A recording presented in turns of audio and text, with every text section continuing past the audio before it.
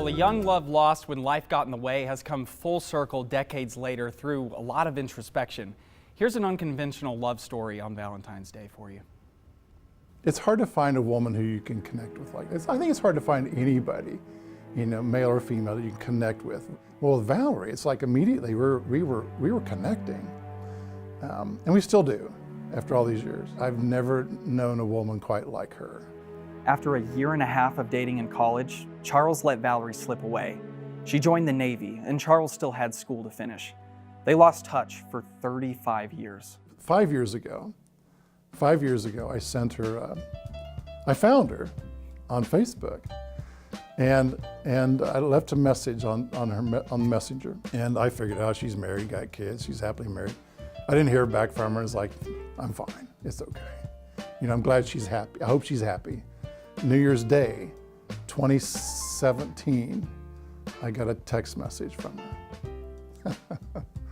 What was going through your mind when you saw that, and you saw that it was 2 years behind? 2 years behind, right. Well, yeah, I was a bit embarrassed by the fact that I hadn't noticed it. I didn't know how to feel. I was excited, I was happy, I was anxiety. I was like, oh crap, what did I do? I think we were probably at least 45 minutes into a conversation before he realized that I wasn't married, and that sort of changed the whole dynamic of the conversation from there.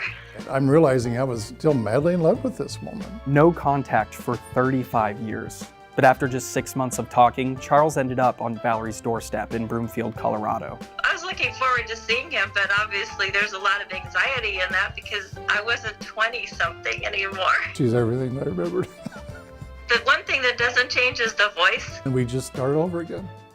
The years just kind of go away. You still see that person in there. You still see that individual that you got to know and you cared about. I didn't know what she and I's future was going to look like, and at that point I couldn't even think about it. It was just nice to have her back in my life. Things were good. The distance didn't matter. Charles and Valerie continued dating each other in Boise and Broomfield.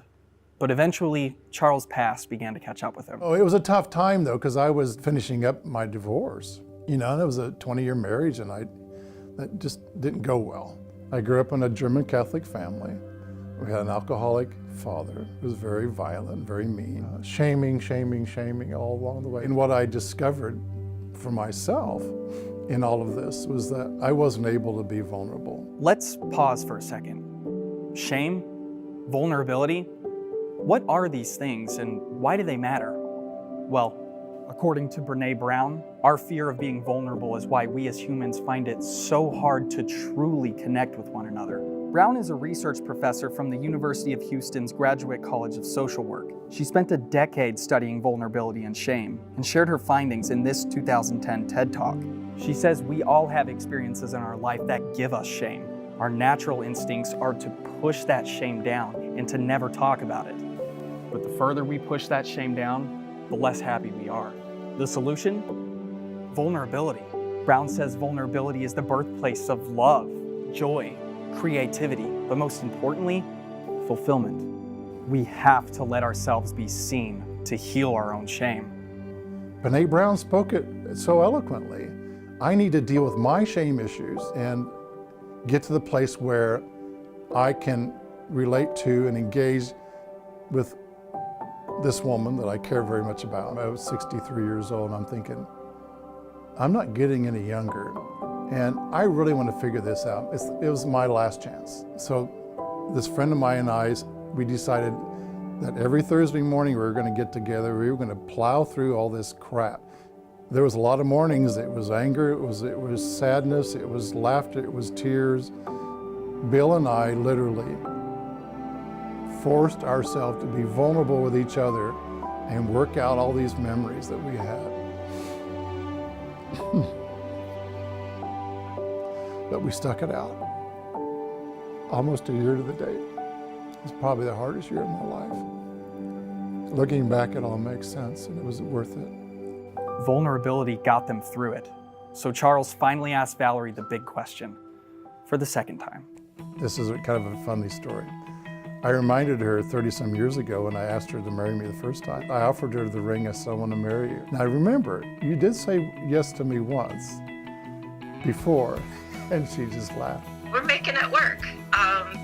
And we're making it work because we talk a lot and we can be so totally open with each other. You know, there's something uniquely, genuinely wonderful about learning to love for the first time.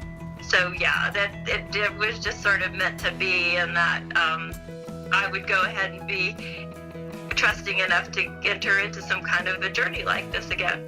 I enjoy the journey with her. And right now, that's a lot. That says a lot. And what a journey it is. Charles and Valerie don't have a date set yet, but you're not in any rush. And can you tell that they really love each other? I mean, Valerie is taking care of her mother in Colorado right now, and Charles is actually putting passion into his business here in Boise. He's taking the lessons he's learned about vulnerability and applying that to his headshot business. He says the best headshots are taken when people make themselves the most vulnerable, and he's trying to emulate the lessons he's learned in that, in his business. And as you can see right there, he's making it work for her. Larry's going to have your forecast when we come back from the break.